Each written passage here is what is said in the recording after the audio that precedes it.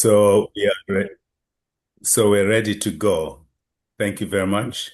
Okay, thank you, and good evening, everyone. It's nice to see some familiar names coming up on the screen, which tells me that you're eager to learn and that you've returned again this week. So, as Pastor said, we're going to be looking at investments, and this is quite a complex subject area. So, this is just for information. We don't expect you after this seminar to open an account on Trading 212 or Hargreaves Lansdown and start taking risk on your own. Really, you should be consulting a financial advisor. But at least when you're sat with a financial advisor, if you are wanting to make investments, you'll probably have a bit of a better understanding in terms of what they're talking about. So we're looking at the various asset classes this evening. And as we can see, there's cash. We've talked about that before. There are bonds, government bonds, corporate bonds. There's equities, which is what we call stocks and shares. Property, which tends to be more commercial property. Commodities like gold, timber, oil, and then alternatives. And we'll talk about these things in more detail. So we're going to understand what the major asset classes are and how each one works. We're going to explore the four pillars of investing, looking at risk, return, inflation, and your time horizon. How long will you be invested for? We're then going to understand how different assets behave in different conditions and also in comparison to each other. We're going to look at diversification and asset allocation. Again, these are big terminologies that, if you're in that industry, it means something. But if you're not, you might be thinking, what are they talking about? But we're going to hopefully share information that will give you a better understanding of what these terminologies are. And then hopefully understand how to build and rebalance a portfolio. We're just going to touch on that very lightly because, like I said, you really need to be working with a professional who knows what they're doing. So, what is an asset class? So, an asset class is simply just a group of financial instruments that share similar characteristics. So, as we can see here on the screen, we've got cash and cash equivalents. So, you've got bank and building society deposits and money market instruments. And how are they similar? They're similar in that you invest your cash in a bank or a building society and you earn interest on your money. And so they're very similar. That's how they operate. You've then got bonds. These can be government bonds or company bonds, corporate bonds. UK government bonds are called gilts, but all it is, it's a loan that the government have asked you to finance. They, in return, will pay you a level of interest. So again, it's interest. And after a certain period of time, because these bonds can be short bonds, long bonds, but at the end of the term, you'll then be repaid the money that you'd loaned the government. So let's say it was £100, you were earning 5% interest over 10 years. At the end of 10 years, you get back the £100 that you'd loaned the government. But over that 10-year period, you would have been receiving your interest. You've then got the equities, which we talked about shares. You've got commercial property, you've got commodities, and you've got alternatives. But I'm not going to go into too much detail because I've got a slide for each one of those asset classes. And it says why asset classes matter because they react differently to different economic conditions. They blend well together to counteract the risk, and each class can serve a different purpose in a portfolio. So you may have a portfolio put together that you want to achieve a certain level of return and income, or you may have a portfolio that you simply want to grow over a period of time. So you're not looking to receive any income. And so that's called an accumulation portfolio. So it all depends on what it is that you're trying to achieve. So when we look at cash and cash equivalents, as I've said before, we're looking at banks and building society deposit accounts. And in the UK, you are protected up to a limit of £120,000 per investor per institution. So if you had a joint account with your husband or your wife, you could hold up to £240,000 in that joint account because each person would have a protection limit of £120,000. So if you were holding cash balances in excess of 240,000, you'd be better to hold the difference in a separate bank rather than the same bank, because the limit is per bank institution. So let's say you had £240,000 in NatWest and then you had an extra £100,000 in cash. You might want to put that with an alternative bank like a Santander or a Lloyds or something like that, just to ensure that your funds are fully protected. Anything over those limits wouldn't be protected if, for whatever reason, the bank went bust. I mean, it's unlikely nowadays, simply because since you had the bank run many years ago when you had the credit crunch, banks have had to have a certain level of reserves that protects them from failing. So it's going to be unusual going forward for a bank to fail, but it's not impossible, especially if it's not one of your larger high street banks. It might be a smaller bank that you've not heard of, simply because they're offering better interest rates. But you have to look at the stability of the institution. And as we've said, cash is really good for emergency funds, 3 to 6 months worth of emergency funds. They're very low in risk, and it's unlikely that you'd put your money in the bank and you wouldn't be able to receive the capital that you had invested. You should earn interest, but at the worst, you'd at least get back the money that you had invested. So, what you can do to earn a slightly higher rate of interest than a normal current account is to open what's called a high interest, easy access savings account, a cash ISA that grows interest free, or you've got national savings and investments, you've got money market funds, you've got premium bonds.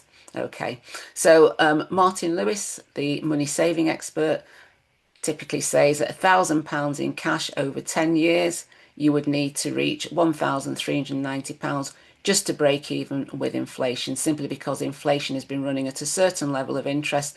And over the last 10 years, cash has paid very low levels of interest. And I'll show you that on a slide later on. So these are what we're talking about when we're talking about cash and cash equivalents. It's simply bank and building society accounts in the main. So if we go on then, we're looking at bonds. They typically pay a fixed level of income, a bit like your cash that pays rate of interest. This, in terms of the bond, it's like a loan instrument. So you loan the government, you loan a company a set amount of money, and they agree to pay you, whether it's 5%, 6%, 7%, whatever it is that's attached to that particular loan. Now, the more stable the government or the company, the lower the rate of interest, simply because the risk of default is much lower. But you do have things called junk bonds where these pay a much higher rate of interest, but it is companies whose financial viability is looking a little bit precarious. So although you're getting a higher rate of return, it's simply because there's a risk that the company could default on the interest payments, or when you get to the end of the term, they may not be able to pay back the money that you had loaned them. So again, you need to be careful in terms of which types of bonds you might look to invest in. But if you were using a financial advisor, he would be recommending a portfolio where a professional fund manager has put together all the different asset classes, and within that you've got full diversification between equities, bonds and the other asset classes. And even within bonds you may have an element of high risk, high return bonds, and the majority of that would be in the medium to low risk and return bonds, simply because they don't want to put your funds at risk. So when rates fall, bond prices tend to fall, and they are inversely linked to interest rates. So again, when you're looking at cash and you're looking at bonds, they will go in opposite directions. So hopefully what you would get is something in the middle. And that's how the fund managers would put that together.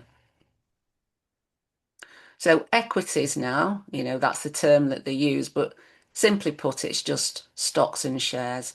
And what you are doing is buying ownership in a company that's listed on an index, a stock market index. So it could be the FTSE 100, the FTSE All Share, the mid caps. You've also got, the Nasdaq, which is the American index, S&P 500. you've got the European indices, you've got Japan, China. These are just the markets where companies can offer a share of their company to people who want to invest. And there's two reasons why people will invest. They will invest either for the growth in the value of the stock. So like that's the growth in, the equity content of the share. So if you bought the share at £10 and it grew to £20, then the capital growth would be the additional £10 in the value of the share. But whilst you're holding that particular share, it will be paying what they call dividends.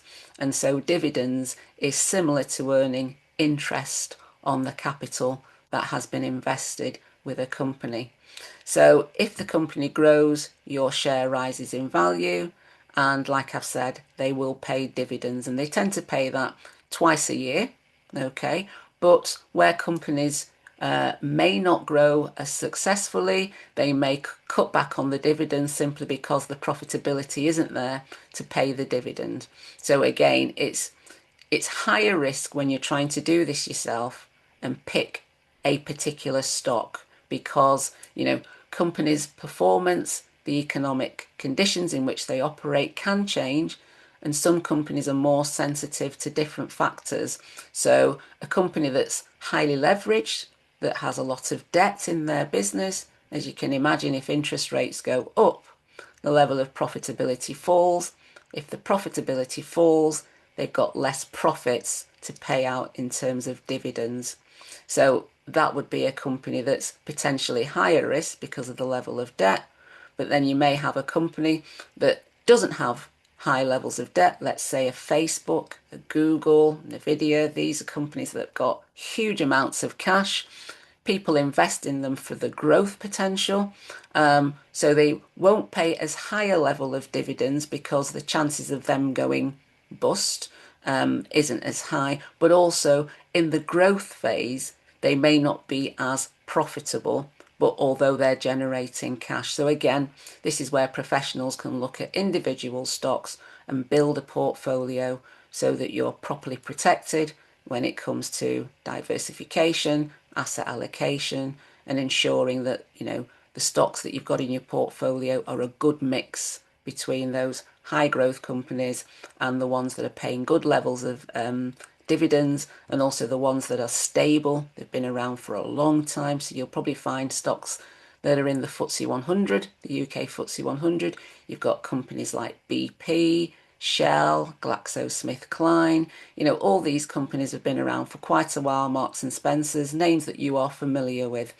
So they are your stable equities, but then you've got others that, may be new to that particular FTSE 100, or, they're in the growth phase. Tends to be technology stocks that will enter that FTSE. But again, this is where your fund manager, your financial advisor will select portfolios where somebody else has built that for you.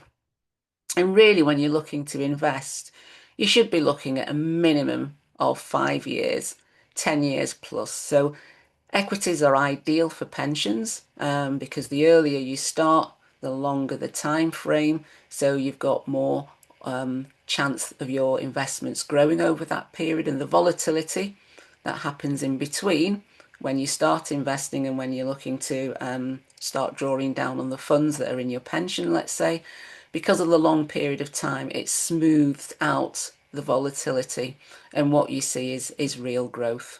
It does protect you from inflation because I'll show you a chart later on that shows the level of growth in a company's stock compared to inflation, and it is significantly higher, even on an average basis. Some sectors may return much more, let's say technology stocks that have been doing really, really well. You've probably heard about AI stocks, data center stocks, quantum stocks.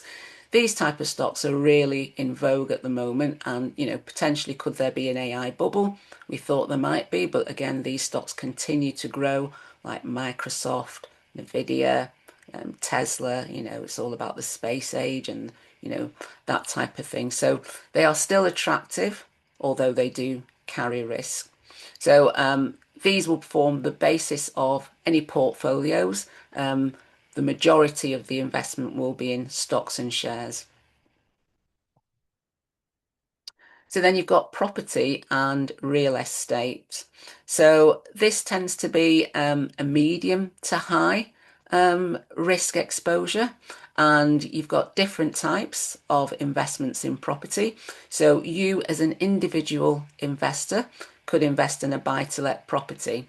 So again, you would be putting a cash lump sum into the value of the property, and you obviously going to use some form of mortgage to finance the remainder of the property. And what you're hoping to do is to purchase the property and rent it out at a level that's in excess of the mortgage that you have to repay, the mortgage interest that you're repaying, and that would give you regular income. Or you might simply look to break even, and what you're looking for is the growth in the value of the property itself. So in, 10, 15 years time, a property that you bought for 100,000, by the time you're looking to come to sell that property, it's probably doubled or trebled in value. And that's happened with quite a few properties in London, but we're seeing that around the UK. Manchester itself, seen a huge boom in property prices since probably just after COVID.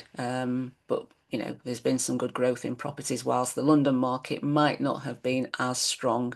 But again, that's where you're looking to hold a direct holding in a property, and you hold that yourself. So again, it can be quite cash intensive in terms of the level of investment that you need to put into a direct buy-to-let property. If you're putting 10% of £100,000 property, then it's £10,000. Whereas if you were to purchase what's called a REIT, which is a real estate investment trust, what you're doing is buying a portion of a portfolio that's invested in things like warehouses, retail parks, student accommodation. So the capital stake can be much lower than if you were to look to purchase a property for yourself. And how you can start by, purchasing REITs to put into an ISA, and it can be from as little as £50, and REITs will pay dividends, so they are quite good for that. But again, you've got to look at the performance of these REITs. While some have performed quite well, others have since gone out of business since COVID because the properties that they were holding, as you might be aware, people are not working in the office to the same extent as they were during COVID. So some of these properties have just not been in demand. People are working from home. And so the setup is completely different to how it was pre-COVID. So some of those properties have now been transformed into apartments, and some of them have just been sold. But again, in terms of the rents that you could charge prior to lockdown and the change in how people work, it's probably not been as profitable. And some REITs have actually gone out of business. So again, you need to be careful when you're looking at investments in this area. So property funds can be pooled, so people can invest across many properties, and it is more diversified than a direct ownership. So the risk and returns, when it comes to property, as you can imagine, it's classed as being illiquid. And what that means is that, if you wanted to if you wanted money today and you had cash in a bank, you could just go to the bank, go to the hole in the wall, tap in the amount that you want, and there you go, you've got it straight away. With a bond, because it's an instrument that's sold on a capital market, you would just go to your Hargreaves Lansdown account, trading 212, whatever it is, the medium that you've got, the platform, and you could sell that asset class and you would get the money straight away. Now, when it comes to property, as you know, it's going to take at least 6 to 12 months before you get the money out, because you have to put the property up for sale, people have to come and view the property, and then, going through the legal process, that type of thing, it does take a while to sell property. And that's the case even if you own that property on a buy-to-let basis. With a REIT, because it's an instrument that's on a platform, you could sell it and get your money out. But again, if all of a sudden there was a rush of people that all wanted to take the money out of the real estate investment trust, that's similar to a bank run. So, everybody wouldn't be able to get their money back if you've invested in these types of things, because the equity is tied into the property itself. So at some point, the fund would have to prevent investors from requesting their money back simply because they don't have the liquidity to pay every investor that might want to realise the investments that they've made. It is an inflation hedge. Rents and property values have tended to rise in excess of inflation over time. But again, it's sensitive to interest rates simply because they tend to leverage portfolios that are invested in property using debt. That's the more popular way of accessing property is to use debt. There are people that may have the cash that they've earned from a different business or simply that they've accumulated or they've inherited. And therefore they've got the money to invest fully without using debt. But most of these instruments do use debt, and therefore they are sensitive to changes in interest rates. So the next asset class is commodities. And you've probably heard this mentioned on the news, especially of late. Gold and precious metals have increased significantly in value. The reason being is because holders of government bonds, especially those who have US bonds, because of the economic debt that the US holds, just under 40 trillion, the risk of default is significantly higher. So they've been selling US bonds and instead investing in gold as a safer alternative, a safer haven.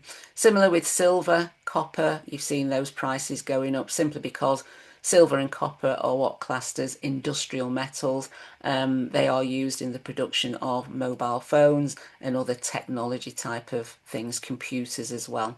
So again, they've gone up in value because of the rarity really of being able to trade those things, and also because of the demand that they feel will be coming from the establishment of these data centers linked to the growth in AI and everything that goes with AI, the data centers and that. So again, you've seen those precious metals go up in value. And then you've got things like energy, oil and gas, turn on your news and that's all you're hearing about, oil prices going up, gas prices going up because of the war and the closure of the Strait of Hormuz, and therefore supply and demand, because the supply is being restricted and the demand is still the same or increasing, obviously that means the price will go up. So highly volatile. It can move up and down quite quickly.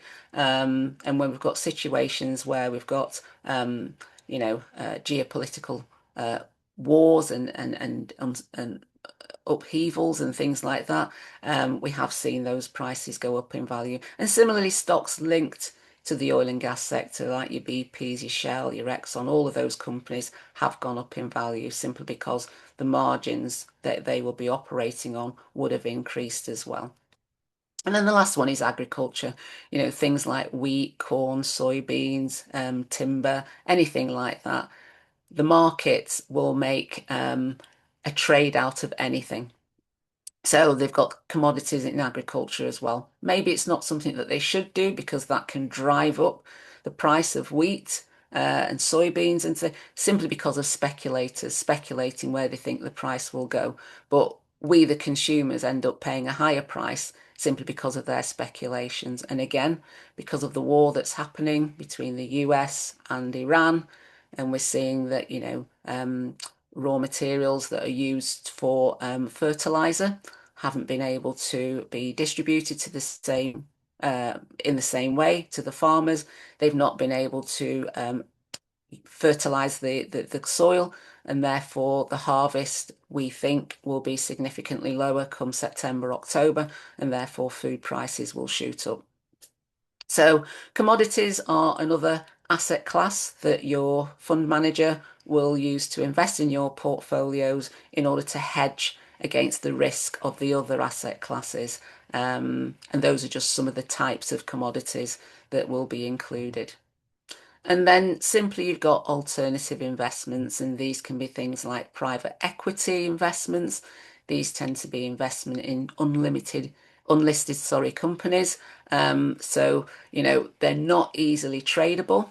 And, there have been famous fund managers that invested in these types of illiquid stocks that, once investors were asking for their money back, again, just like property, it's not something you can turn the tap on and get your money back straight away because there isn't a market to readily sell these assets. But private equities will trade in these instruments until they bring it to the market. Then you've got hedge funds, similar to private equity funds, but they actively manage funds using complex strategies, so short selling, leverage, derivatives. Again, not expecting you to understand this, but these are just another type of alternative investment. Then you've got infrastructure funds that invest in things like renewable energy, airports, roads, transportation, that type of thing. You can invest in these types of instruments and they'll again pay a fixed level of return. So at least you've got that guarantee of how much they will pay. And people tend to include them in things like pensions, especially when you're in a drawdown in your pension, you're starting to receive pension income. You want a guaranteed level of income each month. Then your portfolio will have some exposure to this type of asset as well. You've got cryptocurrency, highly volatile. Again, funds are starting to put elements of cryptocurrency, but for a long time, they've not been something that the market has easily traded in, and therefore, there isn't any financial services compensation protection for cryptocurrency, and there's no intrinsic income. So it's a very speculative asset class, and yeah, some people have made quite a decent level of returns, others have lost quite a lot. So I would say stay away and leave that for those who've got huge capacity for loss that can afford to sit on a loss until, the prices increase, and they hopefully get back a level of return that they're looking for. Then you've got collectibles like art and wine and classic cars. Again, these tend not to be included in any fund portfolios, but it might be that private wealthy individuals will, invest in these types of things. Like, when Michael Jackson bought the Beatles collection, at the time what he paid for it and what it was worth, when it was sold after his death was a significant increase in the value of those. So those are the types of things that people will invest in. And it can be anything that can increase in value. And it's just what collectors want to pay to have these assets in their home, or maybe to invest at today's rate, knowing that in another 10 years' time, the value of those assets will go up again.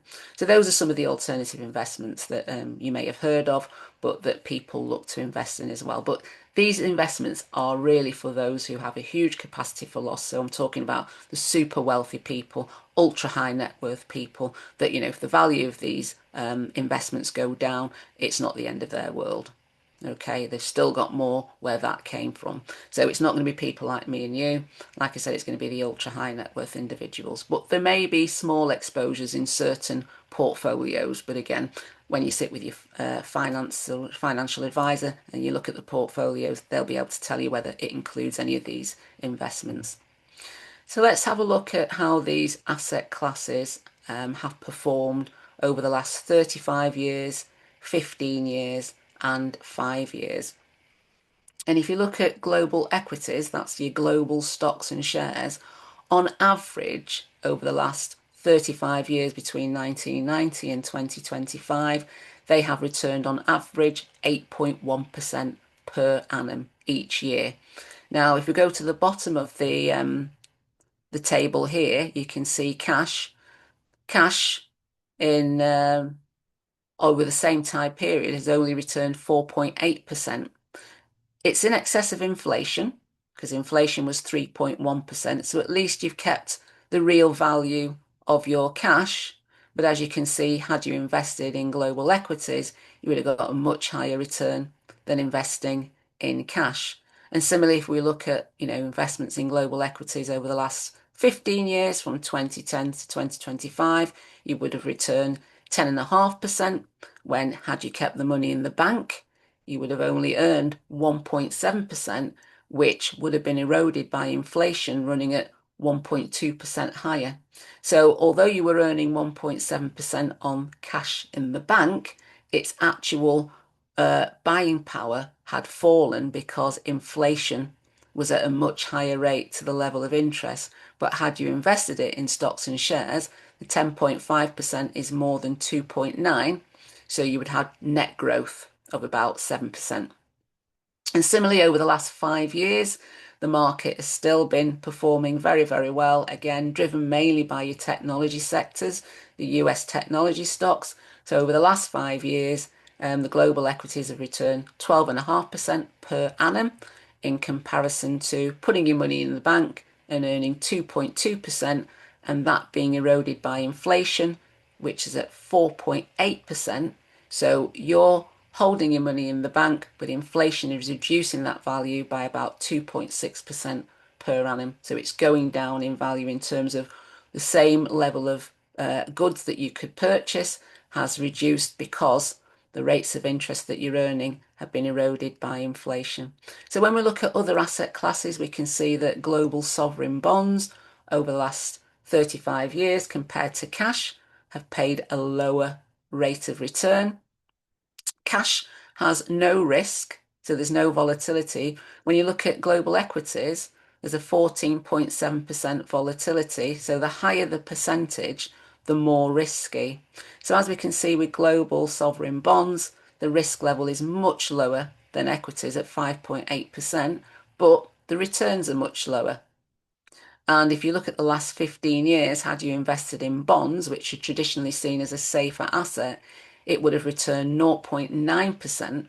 So, in that respect, in contrast to cash, you would have been better off putting the money in cash rather than investing it in bonds because that would have provided a much lower rate of return, which again would have been eroded by inflation by about 2%.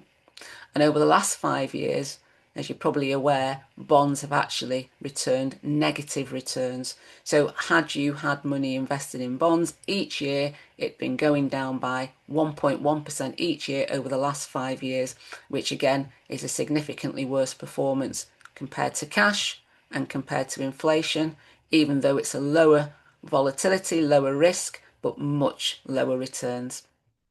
Corporate bonds in this table, you can see, similar to what I've said before, that returned 5.6. So that's better than the cash. It beat inflation. Similarly, on 15 years, it beat cash and it just about beat inflation for the corporate bonds. But over the last 5 years, corporate bonds, less risky than global sovereign bonds, but again, a poor or rate of return compared to cash and compared to inflation. So again, that would not have been a great investment, definitely over the last 5 years, but potentially over the last 15 years, it's not been the best investment.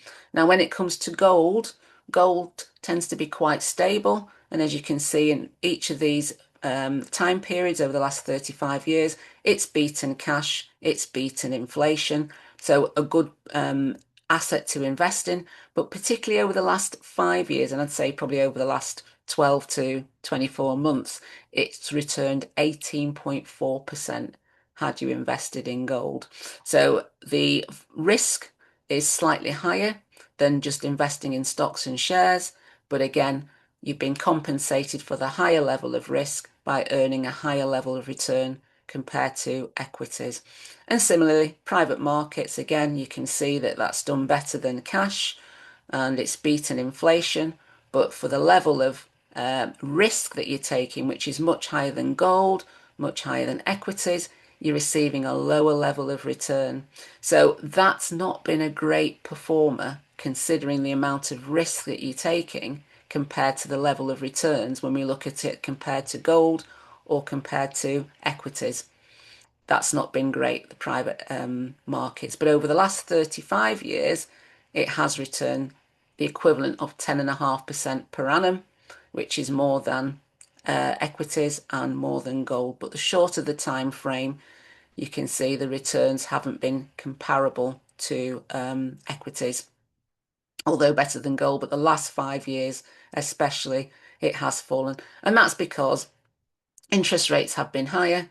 And as I was saying before, where companies have debt to help them to expand, where interest rates have gone up, that's reduced the level of profitability. So this is why you've seen a reduction in the rates of return over these time periods for private markets. Similarly, real estate, as interest rates have gone up, the level of returns have gone down. But again, more risky than stocks and shares, but the returns significantly lower.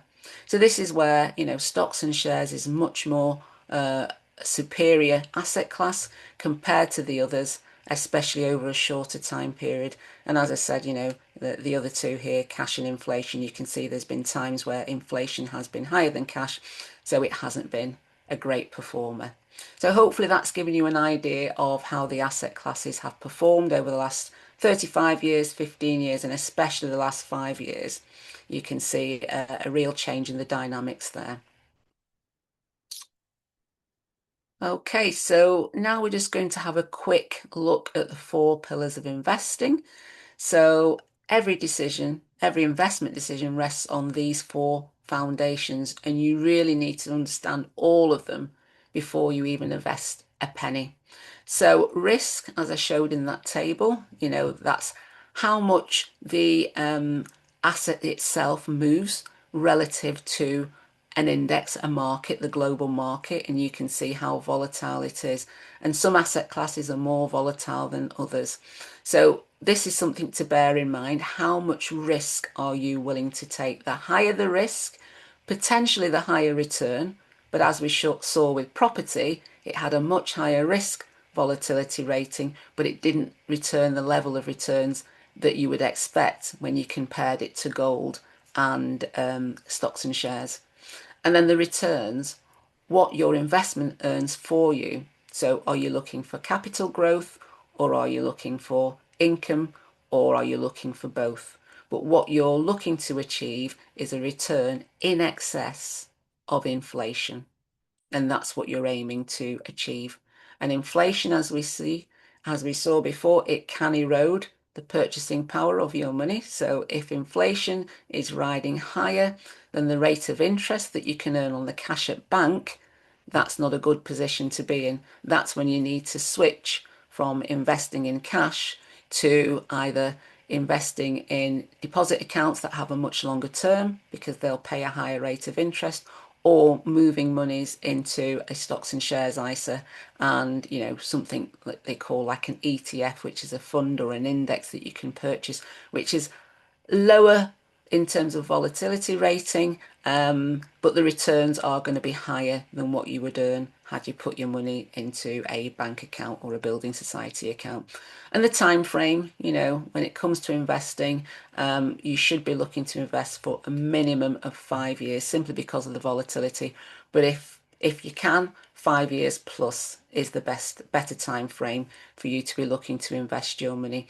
And the longer the time frame, the less volatile your portfolio is going to be. The shorter the time frame, then obviously it's going to move with the market depending on what's happening, or what somebody like President Trump might say from one day to the next, as we've seen the erratic prices in oil and gas and also other commodities. So those are the four pillars.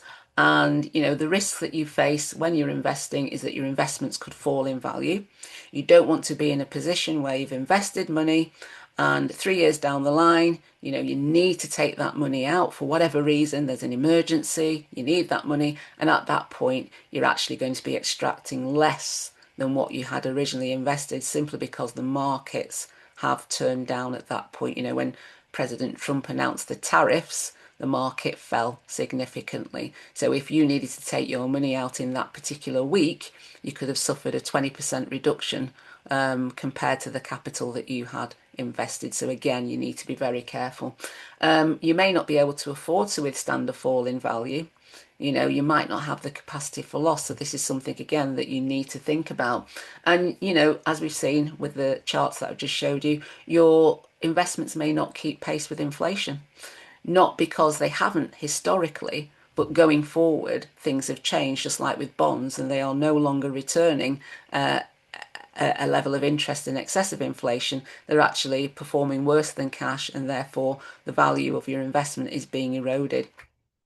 And you may not be able to access your money when you need it. So, if you think about investing in property, if you need that money next week, and you own that property directly, it's going to take you 6 to 12 months. So you won't be able to get the money out when you want it to.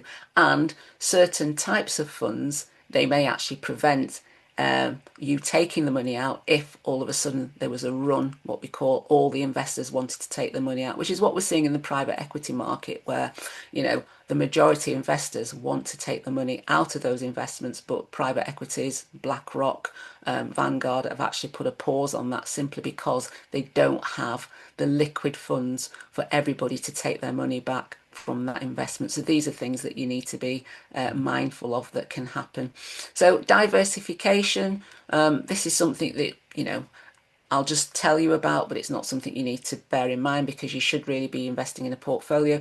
But you're looking for assets that are negatively correlated. So that means when equities goes up, traditionally bonds will go down and vice versa. And similarly with gold, it's got a low correlation to equities. Typically when gold goes up, equities go down and vice versa. It's a safe haven when the stock market is volatile. What you don't want to be doing is investing in asset classes that are positively correlated, which means that they go down together. So if equities are going down, property is going down as well. It's just amplifying the volatility of your portfolio. So as we say, don't put all your eggs in one basket, but do make sure that your portfolio is properly diversified. And that's just to improve the risk adjusted returns that you can earn from your portfolio. So almost at the end of the presentation, but these are just some key insights for UK investors from Martin Lewis. You'll be familiar with him from The Money Show. But the golden rule is only invest what you won't need for at least the next 5 years, so you can afford to invest it, forget about it, and leave it invested for 5 years. Clear your debts, build your emergency funds first, and then anything on top of that is what you can invest. And that's what it's saying here, clear your expensive debt. The cash illusion is that, you're earning interest on your funds, but what is the actual rate of inflation? Is that eroding the value of the money that you've got invested? It says reject star fund managers. So there have been some fund managers in the past that people have held up as gurus, but you don't always get it right, and so sometimes these fund managers have actually underperformed the market, and people have lost huge amounts of money in their funds simply because they've invested in assets that have been so volatile, high risk, that it's actually led to capital losses in terms of portfolios. And drip free feed rather than lump sum. The reason why, if you put an amount in each month, it's called dollar cost averaging or pound cost averaging. So rather than investing all in one go and simply after you've invested, the market falls and then you're waiting a long time for your money to recover. If you do that over 12 months, then when the market falls, you're buying units at a cheaper price. If it goes up again, then the average price over a 12-month period will be lower than if you put the lump sum of cash in at the start of the year and then waited for the market to go up or down. So it's always better to do it little and often than all in one go.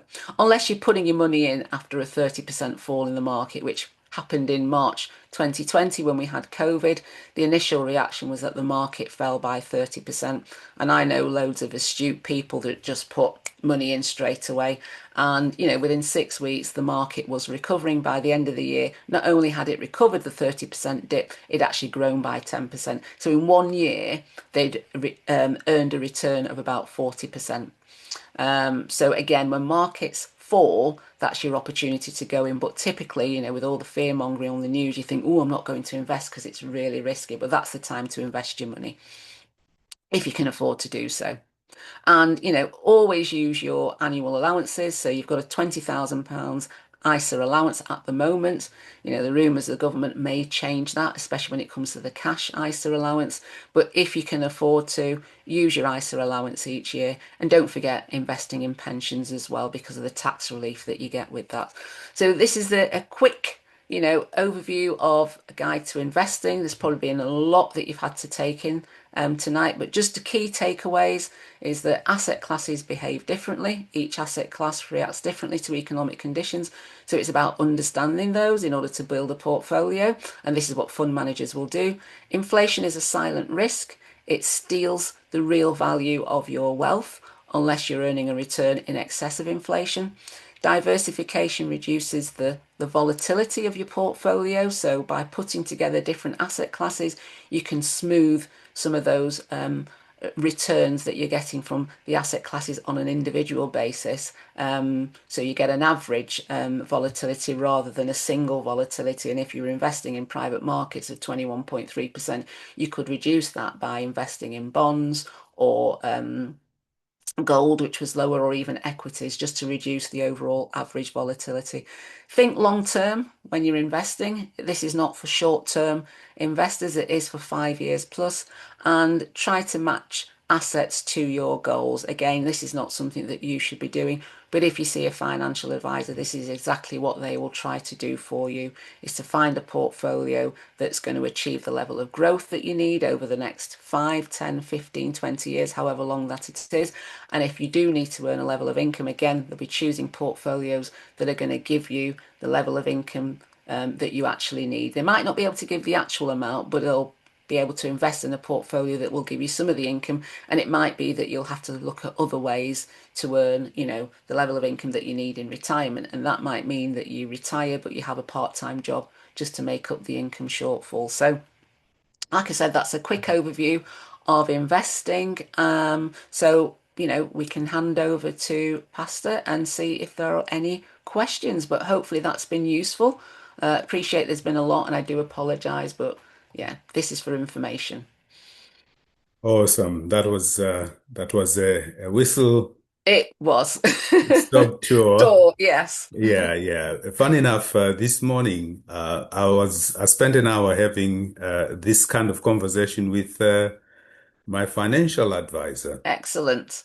and we were looking at that chart where you're looking at how different portfolios within my pension are performing. Yes. And we were going through all of that dialogue and rebalancing Hmm. the stock and moving some stuff and moving Yeah, cash and yeah. So that's the benefit of having a financial advisor. But absolutely. this seminar is absolutely crucial because now you can have an intelligent discussion with Exactly. your Yes. financial advisor. Yes. So even if you want to do it on your own, which we discourage, at Discourage that. least start with a financial advisor guiding you along the Yeah. way. Yeah. So are there Absolutely. any questions? Yes, Hopefully, I've not blown your brains in the the process. the the workbook has been put in the chat, so please download because we won't be staying long after the end of this session. Um, So if you could download the session and if you got any other question and you'd like to receive anything from us, um, drop your email on the chat so that we can be in touch with you. So the Yeah. first question here, Just before we proceed, can we stop the recording? Because I haven't got access. okay, that's fine. Thank you.